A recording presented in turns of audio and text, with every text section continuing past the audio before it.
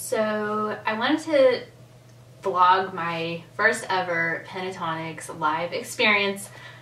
This is more for my own little vlog, my own little personal vlog and journal. If anybody's watching this by any chance, hey, how's it going? Thanks for watching. But this is more just for me. I don't expect a lot of people to watch this or anything. For some reason I'm out of breath. I don't know why. It's weird. Okay. So I went this weekend to San Antonio, Texas to see my dad and my stepmom and my sister, and while I was there I went and saw Pentatonix at the San Antonio Rodeo live, and it's the first time I've ever seen them live, and I am still really excited about the whole experience. I've been a Pentatonix fan for a little while now, and when I discovered them I sort of just dove headfirst into the world of being a Pentatonix fan. I'm a hardcore fan.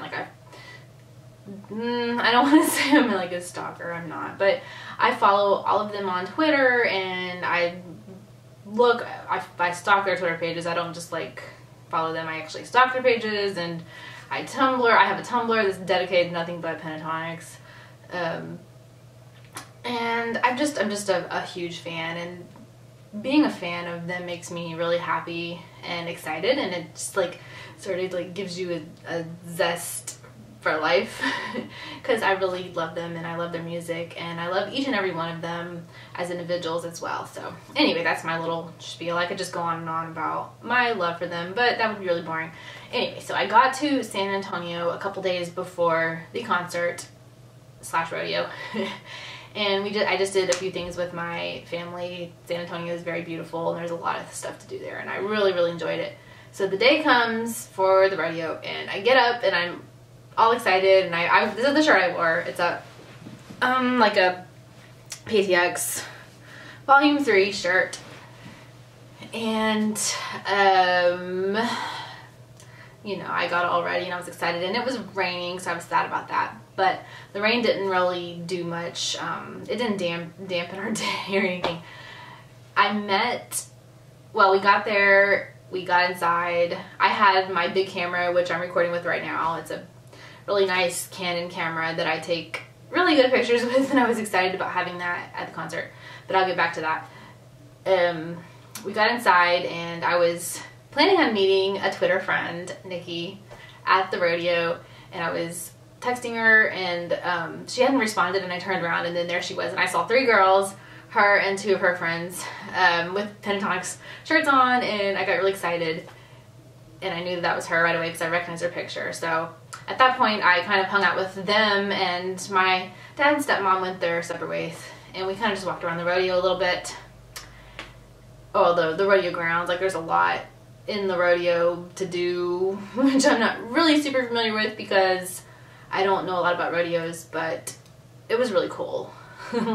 Horses, pretty horses, and animals, and lots of food, and a carnival, and it's not just a rodeo, and I've never been to a rodeo, so this is all new to me, but it was a lot of fun. So it gets to be time to go into the venue, or the arena, I guess, where they have the concert and the rodeo.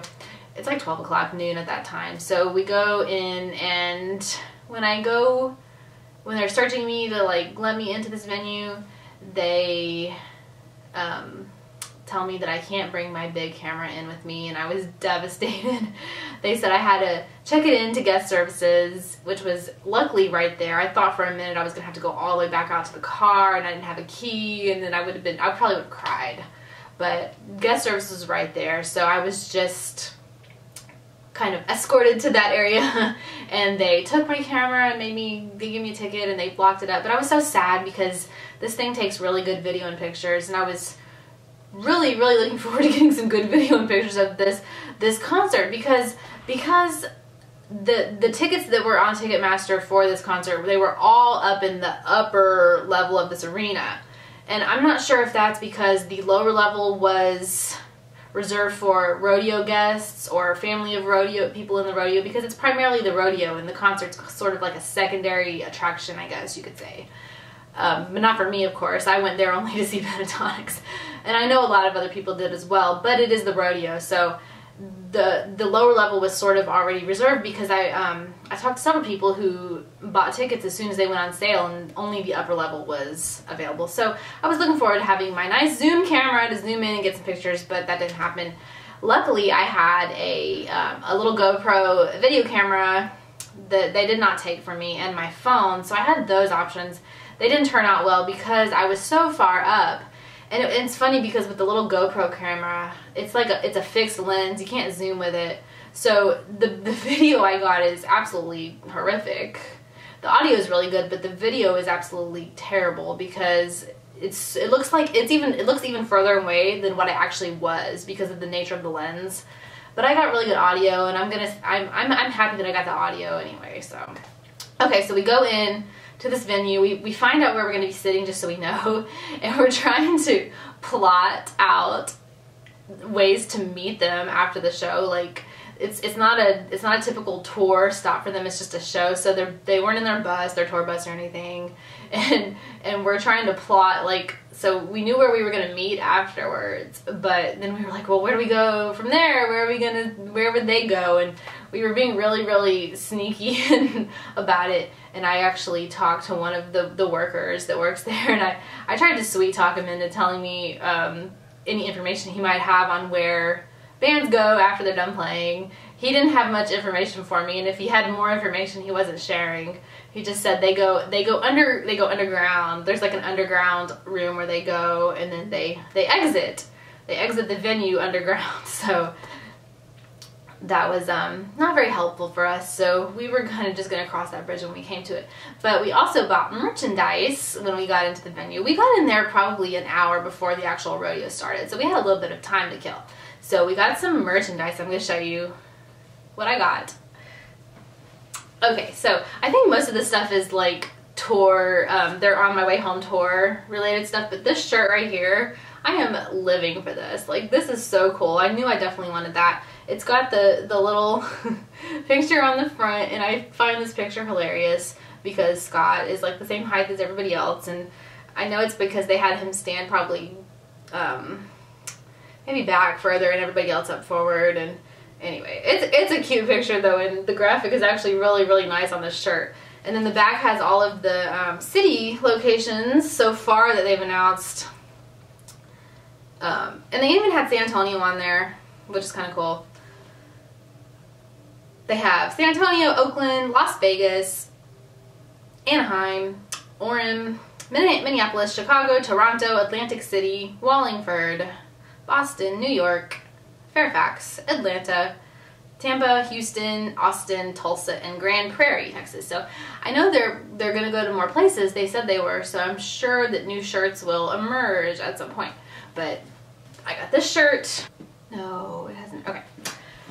So I had to take a little break because my dog is barking. But anyway, this is the second shirt, and I'm pretty sure that this is not new. I feel like I've seen this one before with the silhouettes, and it says PTX. I'm not sure if it was in this color scheme though, but I think it probably was. But the back has the, it says PTX on my way home tour, and it's got cities. So I got this one, and I could not pass up this hoodie either. It's a black hoodie that zips up, or maybe this isn't a hoodie, this is a jacket. Yeah, I was informed that a hoodie is a sweatshirt without a zipper that just has pockets. But this one has a zipper, so maybe it's a jacket. But it has their little piano keys, and it says PTX, and then the back is a new little design that I have not seen before, and it's a circle, and it looks like this. So I got this, and that's what I got as far as merch goes. And that was a lot, because I think the merch is, it looked like to me like the items were about $5 more than on the website, but you don't pay for shipping, so there's that. But they had some new things I hadn't seen, and they were circular designs, like similar to the one that I just showed you, or very like that one. And I wasn't just like super crazy about them, and neither were Nikki and the other girls, but you know, it's Pentatonix, and I will buy probably anything that they put out just because I love them, and I'm a diehard obsessed fan, and I'm gonna probably get more merch when I go next month. But So anyway, so we got our merch. We stuffed all of it in Nikki's backpack because they didn't give you bags. And then we just continued to walk around this venue to try to figure out where we were going to go after to try to meet them. So it comes time to finally sit down. I meet my family because me and my family are sitting together, and Nikki and the other girls are across the venue. And I have to sit through the 2 hours of the rodeo. I'd never been to a rodeo. It was quite an experience. Rag dolls. Just think about rag dolls being thrown around and flopped around, and that's what the cowboys looked like when they were riding horses. They were being thrown around like rag dolls. There was some cute stuff in the rodeo though. Kids, little children like 4 years old, riding, trying to hold on to little sheeps and not get thrown off. Just a lot of stuff that I had not experienced before and experienced, and it was nice, but it was 2 hours and I was just really dying to see Pentatonix. So I took a couple breaks during that time. I kept going out, and I hated it because I would like step over people, and I think that they would get mad. There was one lady in my row that was actually, I think, like a real photographer who had a pass to take photos, and she was like, oh, this girl's coming by again, but you know, whatever. So finally, the rodeo is over, and they start setting up, and they bring out the stage, and they bring out chairs, and it becomes immediately evident to me that the stage is a rotating stage. So this bad boy rotates, and I mean, it makes sense because it's an arena, so everybody's seated all the way around, so it wouldn't make sense if like only half of the arena got to see them, but it's cool because it's a rotating stage, and they bring everything out, and they bring chairs out, because you could pay like, it was a lot. It was in the hundreds of dollars that you could pay to have the all-star experience, but this was something put on by the actual rodeo. It wasn't like a Pentatonix thing, so I didn't do it. I'm doing VIP in Georgia on their official tour next month, so I didn't do the extra special VIP all-star experience. If they go back to the rodeo though, I probably will do it, just because they were so close. But they brought out chairs, and they were directly in front of the stage, so those people were lucky. So it becomes time for them to come out, and at this point my heart is like pounding, because you have to understand, I mean, if anybody's watching this, you have to be a fan. You probably understand where I'm coming from. I'm absolutely obsessed with them. I love them dearly, and never seen them live before, and to see somebody that you just adore so much live, even if it's very kind of like far away, it did things to me. Like my emotional state was it was intense for me. My heart was pounding. I was very excited, and the announcer comes on, like the lights go down, and you know they're about to come out, and it's very exciting. And the announcer comes on, and he does probably one of the best intros that I've ever heard anybody do for Pentatonix. He did an outstanding job. And once he did his intro, they come out in a Ford pickup truck, and they're in the back, like in the bed of the truck, and I got my emotional status intensified like so much, and I got shaky, like I was shaking, and I actually began to form tears in my eyes, and I was very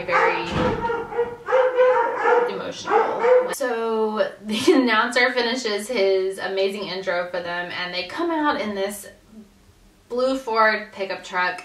Ford, I think, sponsors the rodeo, so during the whole rodeo, like, Ford trucks kept coming out, and they were announcing Ford, and I think Ford was a big sponsor. So they came out in this Ford pickup truck, and it was really cool. They come out, and they're playing, what is the song? It's Ariana Grande. It's like Mitch and Scott's anthem. If you want it, take it good and before. I only wanna die alive. This is the part when I say I don't want it. I'm stronger than I've been before. I don't know what that song's called, but that's what the song is. They're playing that, and it's just perfect. I don't know if like Pentatonix chose that song or if they just started playing that, but it ended up being perfect because Skomish, and that's their anthem, and yeah. Okay, so they did that, and I'm shaking, and I'm tearing up, like I'm really honestly tearing up. And you know, I forgot to mention this, and it's important for me to mention this because it really added to my to my experience and to my night.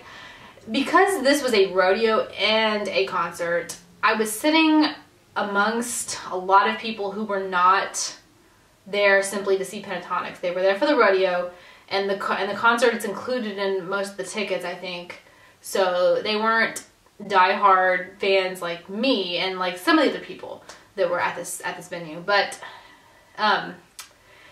so I'm shaking with anticipation and tearing up, and I'm weak in the knees, and yeah. Also, I should mention that I have my little GoPro camera, and I'm holding on to it, and I also have my phone, and that's the only means of any type of recording I have. And like I mentioned earlier, the GoPro, it's an amazing little video camera, but it's got a fixed lens, and it's a wide angle, huge field of view. So everything in this little lens, in this little camera, looks like it's massively further than what it is. And when you crop it, it looks really grainy. Not good. So, oy vey. I didn't get good videos. But I digress. They come out in their Ford pickup truck, and there's a spotlight, and it's like it's following them up to the stage, to this rotating stage, and then they all get out on the stage, and it's dark. And then the first song they do is Daft Punk medley, and I die. Like I said, I'm not sitting next to diehard fans. There are a lot of huge diehard fans mixed amongst us, but I wasn't sitting next to any really crazy diehard fans like myself. There was a little boy next to me. He was probably like 10, and he had a Pentatonix shirt on, and I thought that was absolutely freaking adorable. But he wasn't like on Twitter and all that kind of stuff, so he wasn't like me, but he did know some of the songs, which I was impressed with. So they start singing Daft Punk, and everybody freaks out, and it's super special because they won the Grammy for Daft Punk, and that's the first song they sang, because I think they open up a lot of their shows with Daft Punk. I feel like this show they did was probably similar to what they did maybe for their tours last year. I did not see them live last year, but I think it's probably similar. And I wrote down all the songs that they did so I can tell you, or tell me, or whoever's watching this video, which is probably just going to be me, because I want to remember this forever, and I wanted to do this. I just got back to my home today from Texas. Let's see. Okay, so Daft Punk medley was the first one they did, and it was freaking amazing. I don't know if I'm a little biased, obviously, because I'm hugely in love with them and I love them very much, but they sounded absolutely really good. Like, I felt like the audio was exceptionally good at this venue and this concert, and I could hear everybody very well, including Avi, which sometimes you can't hear, but I felt like I could hear everybody, including Avi and Kevin. So they did Daft Punk medley, and then I want to say Scott said some sweet things. Scott does most of the talking, which I found out. They all do a little bit of talking though, which is fantastic. And they did Daft Punk medley, and then they did Problem, and Mitch freaking slayed his rap. Like, he always slays it, but it's so different seeing it in person and seeing him absolutely slay this rap. He was freaking like a fierce queen. Like, this whole show, I was like dying over Mitch. They did Problem, and then they went right, oh no, Scott talked some more about this being the first song we did as a group, which was Telephone, and it sounded absolutely great. It probably sounded the best I've ever heard it sound. Telephone. Then they went right into Video Killed the Radio Star without any talking, and I love Video Killed the Radio Star. That's like the one thing from their sing off days that they still do, and I love it. I was so happy that they did it. Then they did the Beyonce medley, and I don't think they did any talking in between those either. They went right into the Beyonce medley, and Scott does a little thing at the beginning where he's like, "Hey, San Antonio, I hope there's," what does he say? "How you doing, San Antonio?" And then they do their thing, and then he's like, "I hope we got some Beyonce fans out here." And of course everybody cheers at that point. They did the Beyonce medley. It sounds absolutely fantastic. Then they went into, I want to say maybe Kirsty talks at this point, and she says how cool the rotating stage is. She really liked the rotating stage. And then they go into I Need Your Love. And I love I Need Your Love because Avi does a solo at the end, and he sounded absolutely amazing. He sounded amazing. All of them sounded amazing this whole time. But Avi sounded really good when he does his solo at the end of I Need Your Love. They all looked so good. Like, I know they're 5 extremely beautiful people, but they just looked so good. Their clothes, like, they looked really good. Kirsty had on this adorable plaid dress with like cowboy boots, and the boys looked absolutely great. After they did I Need Your Love, they needed to kill a little bit of time. It became obvious to me, but not anybody around me, because they're not familiar with, some of the people aren't familiar with Pentatonix, but it became clear to me that Kevin was going to play his cello and he was setting up, so they needed to kind of kill some time. So Scott started talking about how they formed Pentatonix and how they found Kevin on YouTube. And then he kept saying, Kevin, are you good? And he kept saying, no, he's not ready yet. He's still setting up, because his cello looked different. It's one of those like really cool like see-through cellos. I don't know what it's actually called. I know it's got some kind of a name, but it's one of those cool see-through, I don't know if it's like an electronic cello or what it is, but he was setting it up. So Scott's talking about how they formed Pentatonix and how they found Kevin, and then Kevin's not ready yet, so then he starts talking about Avi, and it was hilarious. Like, you can hear it on the video that I took, the very poor, bad quality video that I took. You can hear him talking about how they found their beatboxer, and on the big screen, you know how like on the stage they have the stage, and then they have a big screen where they show close-ups of the singers and everything, and they showed Mitch. So I don't know if the person working the camera thought that Mitch was the beatboxer and that he was actually Kevin or what, but it was funny because I was like, that's not Kevin, because they showed a close-up of Mitch while he's talking about Kevin, and nobody got it. Nobody knew what I was talking about, but I was laughing a lot because Mitch is just standing there like listening to Scott talk, and they're showing him instead of Kevin. I'm sure a lot of you guys, if you're watching this and love Pentatonix, would have laughed too. It was like one of those you had to be there things. So he talks about Kevin, and then he talks about Avi, and then he's still not done setting up his cello. So then he's like, well, Avi's going to do some overtone singing, and I think they were just trying to kill time because he wasn't set up yet. So he does his overtone singing, and he does, you know, Lion Sleeps Tonight, which he usually does. And the people around me that did not know the group super well were just like, wow. Like, you can't hear it on the video because I've listened to it, but my family that I was with and people immediately around us were extremely amazed at his overtone singing, because it's really cool. Like, if you're not familiar with this particular skill of his and you hear it, it's really neat. And he just does a really, really good of like introducing it and explaining it. So he did that, and then finally they were ready, and he was like, we've performed this song only a few times live, and we have a video on our YouTube, and I knew right away that it was Papa Ute. And then you can hear me on the cameras, the video saying, it's Papa Ute, and everybody's kind of like, okay.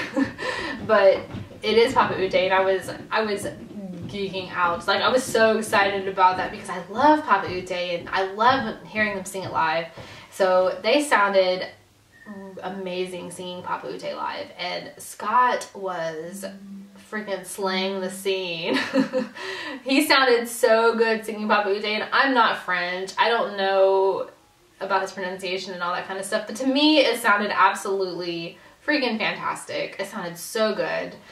Papa Ute, that was one of my favorites. That's just one of my favorites off PTX Volume 3, but it sounded so good. So they do Papa Ute, and then Avi comes back out, and he's like, I can't remember exactly what he said.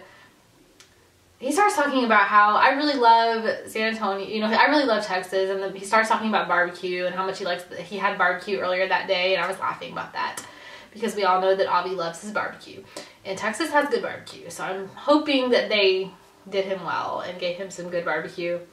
But when Avi starts coming on and starts talking about things like that, I know that it's AHA.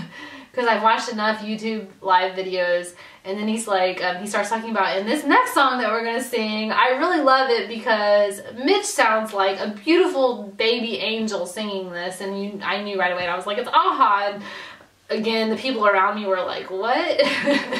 And then he starts talking about how it's a Lord of the Rings fight song, and it's a little bit, it's the same thing they do for every show, but I love it. I was living for it. I was dying. I was like, it's AHA, and I love AHA. I love it. I love AHA. That's another one of my favorites. It's probably my second favorite. So then they do AHA, and Mitch slayed the scene, just like Scott slayed the scene for Papa Ute. Mitch slayed the scene for AHA, and it was amazing, and they just sound so good. Like, it's so just, I mean, y'all know, it's just awesome. So they did AHA, and then let me see what they did next, because I wrote all of them down because I couldn't remember the order. AHA, oh, and then they did their, I don't know if they talked in between those. They did next their Lord medley, where they kind of start off, Mitch starts off singing, it's not really medley, it's like, part of a song, and then they go into Royals. You all know what I'm talking about. It's awesome though. But once they started singing the Royals part of it, people just were like, oh, I love it. It sounded so good. Mitch was fierce. Like, he is a performer. Like, the boy is a performer. Like, he's moving his arms around, and he's like, blah, just, it's amazing. Like, he was, you know, AHA, I think, is one of his favorites to sing. It seems like just about how animated and performance oriented he got. But then he was the same with Royals, because he's kind of like the lead, I guess, on that. So that was awesome. And then Scott talks about, next we're gonna do an original song, and I freaked out.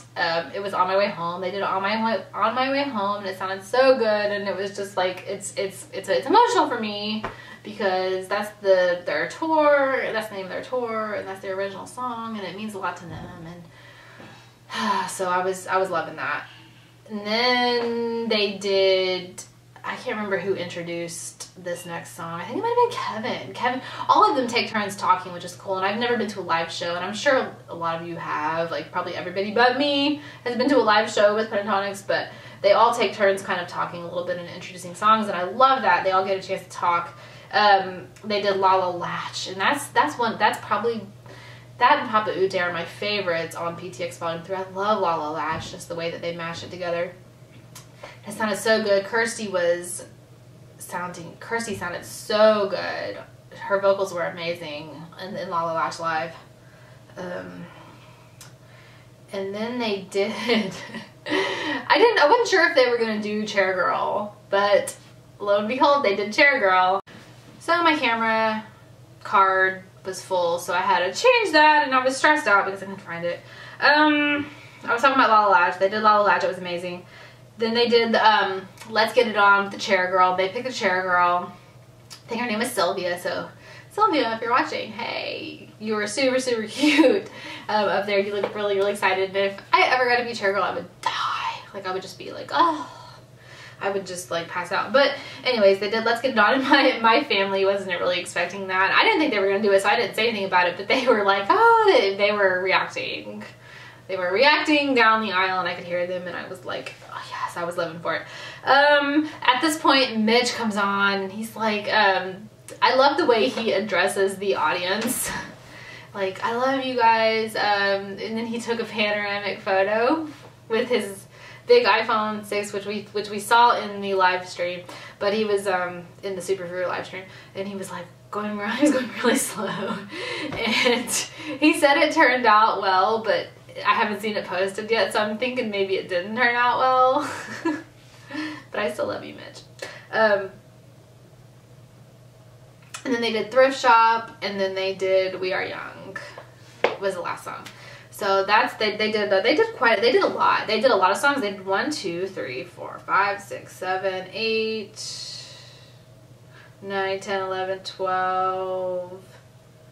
They did like 14 songs, and one of them was the big, huge Beyonce medley. So they did a lot. It ended up being like an hour-long and I was excited. So when they were done, the pickup truck, the same Ford pickup truck came and got them. They got in the back and they did like a lap, a really slow lap around the arena, and people flocked to the edge so they could see them and touch them and shake their hands. And they looked so happy. Like I could not make it down there fast enough to actually like see them or get any good pics. Plus I was an emotional wreck, so I was like shaking the whole time. But they looked so happy to be there, and I love that. They really looked like they were having a good time performing. And it was a big crowd. The arena was massively packed. So they finished, and I exited the seating to meet Nikki and the other girls, and we were at the spot, so we went down. I picked up my poor Canon camera, which I was not able to use because they took it from me. I picked it up, and we started to be stalkerish and wait for them. And we walked all the way around the arena. We couldn't figure out where they might come, but we waited. We saw a door, and security was like near this door, so we thought, well, maybe they're gonna come out. So we waited, and we were talking about the concert, and it was a really good time, and we were bonding over Pentatonix, and it was really, really great. And then I saw a blonde, beautiful girl come out of this door wearing a plaid dress and boots, and it was Kirsty, and I got weak in the knees. Like, so I was literally like 20 feet from her. She exited this door. It was just her. It wasn't anybody else. She exited this door with what was appearing to be her family, like her mom and maybe her sister, and people that came, and I grabbed onto Nikki's arm. I was like, oh my god, and I got weak in the knees, and like I really got weak and like kind of lightheaded. But we decided that it was best not to ask her for a photo because she was with her family and she was leaving, and they were probably pressed for time because they ended up in LA back like the next day, but she was going to go home with her family, maybe spend a little bit of time with them. So we didn't mess with her, even though I really was very close to just screaming out, Kirsty! That wouldn't have been very good. So I'm glad I didn't do that, but I wanted to. But we were really close to her, and it was really cool that she was that close, and I immediately expected the rest of the band to follow her, but they didn't. So we waited around a long time. We met somebody else from Twitter. Terry PTX is her name, and we kind of waited around, and at this point I had kept my family waiting for like an hour, and we kind of figured that they weren't coming at that point. So one of us went up to ask one of the people that were kind of working like in this area. We went and asked them, and they said that the boys had already exited the venue through the underground tunnel, and they were gone. So at this point I left, but I was emotional. Like I needed to like decompress, because seeing them in person live, I can't explain it. Like, I didn't have great seats. I was way up in the top, but seeing them and hearing them perform live is so much different than actually just watching their videos on YouTube, and it's an experience I will never forget, ever. I went home. We actually stopped and had dinner at some kind of a Mexican restaurant, and I don't even hardly remember that. I was just like in this zone. I was in this zone, and I needed to like decompress. So when we got home, I just like laid in bed, and I tweeted some photos that I got with my phone, which weren't great, because phones don't take great photos. I tweeted some stuff, and I had so many Twitter notifications because people knew I was going to be there, and I was so happy, and I was like on this high, and it was just great. It was a great day. I wish I really wanted to actually meet them and get like selfies with them. That's like my goal, is to get selfies with them and just tell them how much I love them and how much they mean to me. It didn't happen, but I will be meeting them next month. I'm going to Georgia. They're on their official tour. I'm going to Georgia, and I got VIP, and I'm gonna meet them, and I don't know how I'm gonna deal, because just seeing them in person, I got kind of like lightheaded and weak in the knees and teary. I cried, and but maybe this this trip to San Antonio was a good like first step, so that when I actually see them and meet them in person, I'll be good to go. But that was my experience in San Antonio meeting Pentatonix. It was amazing. We saw a lot of fans, and we saw a group of people wearing Scope Me shirts like a few times, and we waved, and it was just really cool because there's like this unspoken like camaraderie between Pentatonix fans when you see each other out and about. So it was nice. I loved it a lot, and I'm like addicted now. I want to see them live as much as possible. So hopefully that will happen for me. But I am seeing them in a little over a month in Georgia, so I'll do another. I'm gonna try to plan better for video taking. I was so emotional and so excited that my camera is shaky, but I got great audio, like you can hear everything, so that's cool. But anyways, if you were actually watching this, I love you. This is more for my little personal vlog so I can remember this experience, but if you're watching this, I love you lots.